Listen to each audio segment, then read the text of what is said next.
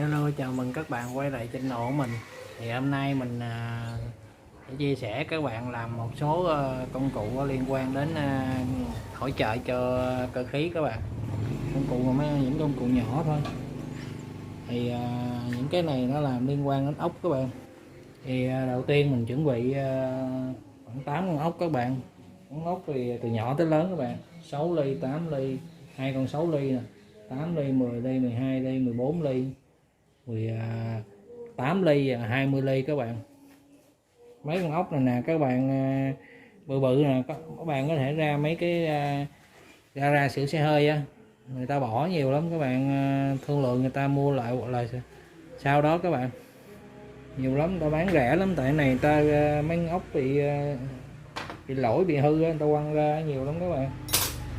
Mình mua, mình lâu lâu mình ghé mình lụm sẵn một nắm về mình để đó, các bạn chế cháo này kia, với lại một các bạn chuẩn bị cây đai ốc này dài khoảng 15 phân các bạn, 6 ly các bạn. Thì mình sẽ gắn nó lại với nhau rồi mình hàn vô các bạn. 6 ly mình gắn từ nhỏ tới lớn này nè các bạn, 6 ly, 8 ly,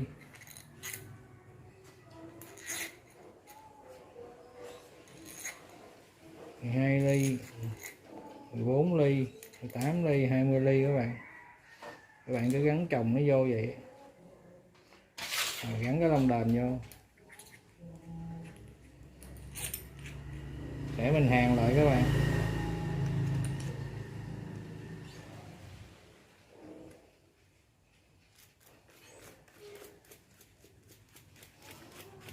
Nói chung lúc trước mình xài cái kẹp mát kia kìa các bạn, nhưng mà chán quá, mấy cái kẹp mát mua chán lắm các bạn. Cái này mình làm cái này mình kẹp cho nó ngon lành luôn các bạn. Kẹp này thì nó sẽ nhận mát trực tiếp luôn các bạn. Đó, mình sửa lại cho nó ngay ngay nhau cái đường sống, đường đó, mình hàn vô các bạn, hàn mỗi cái chỗ chấm nó được rồi, không cần chắc đâu. Và mình quên nữa, một cái ống này là phi 40, dài khoảng 40 phân, dài khoảng 4 phân các bạn. Ống này đường kính nó 4 phân, dài cũng còn khoảng 4 phân, 3 phân rưỡi các bạn, 3 rưỡi 4 phân cũng được. Lúc trước mình xài cái đồ kẹp mát này nè các bạn, nhưng mà cái clip trước mình có quay, nếu các bạn nào có coi nói sơ về nó đó, nó dở lắm các bạn ơi, chán lắm. Cái con ốc này không phải bằng đồng, bằng sắt, mình xài thời gian cái nó cặp kênh mình cứ phải chỉnh lại hoài, chán lắm các bạn. Mà mình cảm thấy nó nhiều khi nó nhận mát cũng khó nữa, do cái này nó bằng sắt nè, cái lõi này nè, xài thời gian nó mòn á, rồi nó bám bụi vô rồi nó không có nhận mát mạnh đó các bạn. Thử ra xài bực mình lắm, nên là mình bây giờ mình bỏ nó, mình không xài nữa, để mình làm cái này mình xài ngon hơn các bạn. Thì mình tận dụng cái con 500 của nó, con 500 này nè các bạn, cái đuôi chân nó là đuôi chân 6 ly, cho nên mình phải dùng ốc 6 ly đó các bạn. Nếu mà các bạn có con 500 mà ở giữa có đồ bắt vít á, 6 ly hay 8 ly có lỗ thì cũng được, nó nhỏ hơn con này cũng được. Nếu mà nhỏ hơn thì các bạn xài con ốc cuối này nó nhỏ hơn thôi chứ không có gì, để cho nó lọt vô trong lòng đó mà. Bây giờ mình sẽ hàn lại, hàn vô các bạn. Trước tiên là mình gắn cái này, mình cho nó sử dụng cái kẹp mát này, mình hàn cái đã, rồi lát mình gỡ ra, rồi nó hít cái không ra luôn rồi. 500 này hít chắc đó.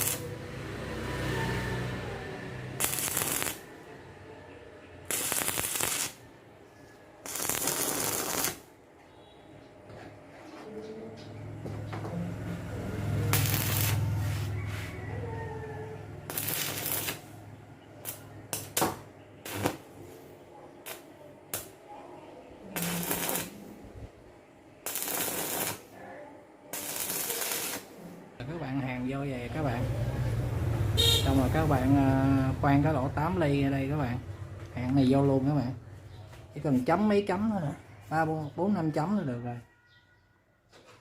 Rồi mình dùng cái đai ốc 6 ly các bạn.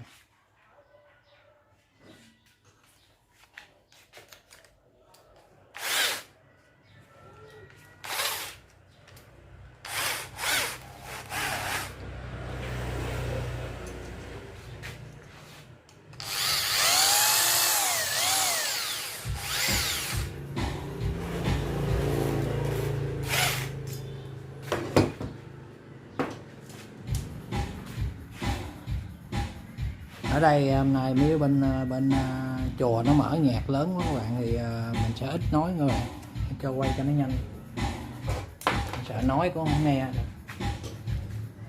Chỉ có đoạn này thôi các bạn. Bây giờ mình lấy ốc số ly nè các bạn, ốc số ly các bạn.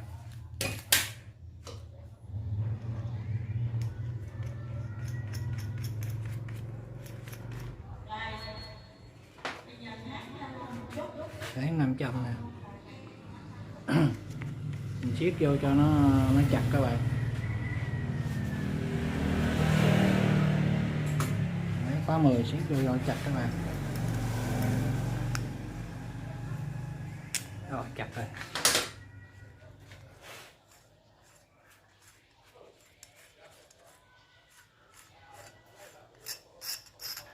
Mình dùng ốc 8 ly rồi các bạn. Ốc 8 ly với một cái lông đền các bạn, lông đền thường với cái lông đền vanh các bạn. Lông đền này lông đền vanh nè, để cho nó giữ chặt cái ấy á. Mình để con ốc ở trong đó, ốc 8 ly để vô trong các bạn. Mình dặn đi. Đây các bạn ha, mình lấy ốc mình lấy cái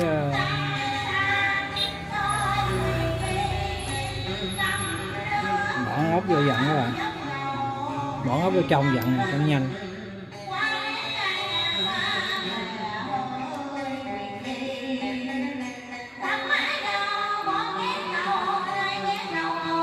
Hôm nay ở đình có hôm nay có chùa có mời nay ngày giỗ tổ Hùng Vương đó các bạn, cho nên là có đoàn xuống hát các bạn, hơi ồn các bạn thông cảm mình ha, coi giúp mình.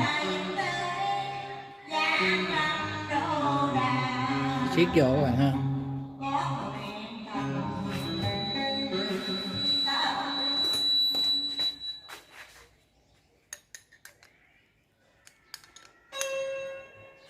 Rồi siết chặt vô các bạn.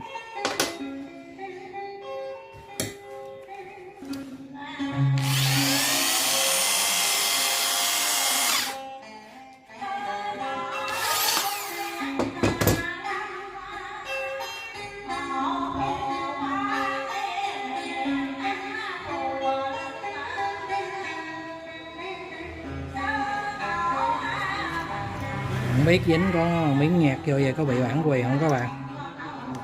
Chán ghê các bạn, quay gặp ngay ngày giỗ tổ Hùng Vương các bạn.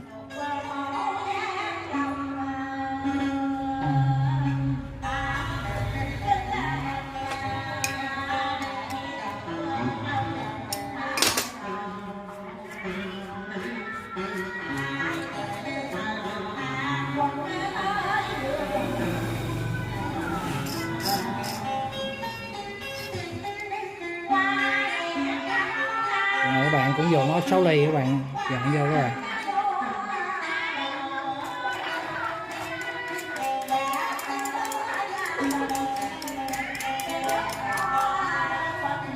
Này con ốc tai hồng nè các bạn, ốc tai thỏ các bạn, cũng 6 ly.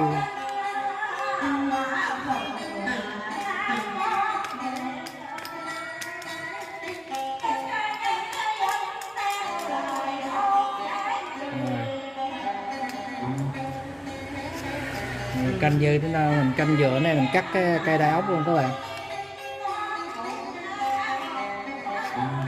dư ra một chút đi cho thoải mái. Rồi mình cắt cây đai ốc đây các bạn ha. Mình nghĩ các bạn dùng cái đai ốc 10 phân là đủ rồi các bạn. Ở đầu tại mình chưa có ước định được á, mình nói 15 phân chứ 10 phân là vừa các bạn.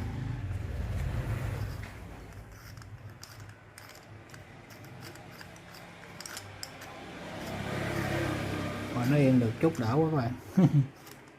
Đó, bây giờ mình sẽ thử các bạn ha.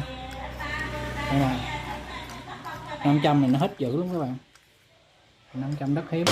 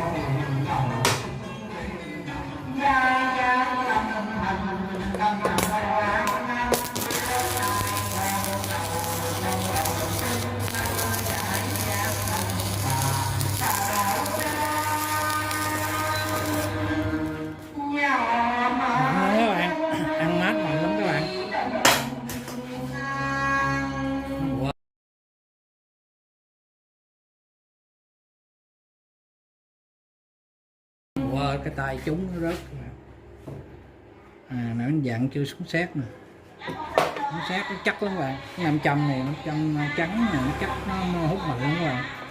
Đôi khi mình phải dặn lên vậy mình mới dở ra nhẹ được. Nói chung mình để mình dở ra cũng được, khỏi dặn lên được, nhưng mà nó hơi cứng các bạn, hơi cứng thôi nhưng mà vẫn dở lên được đó.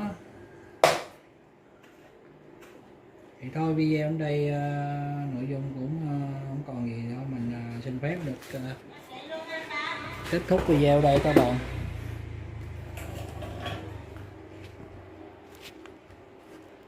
Mình xin phép được kết thúc video ở đây các bạn ha. Mình cảm ơn các bạn đã quan tâm theo dõi hết video của mình rất là nhiều, cũng như các bạn đã ủng hộ mình, cảm ơn nhiều lắm nha các bạn.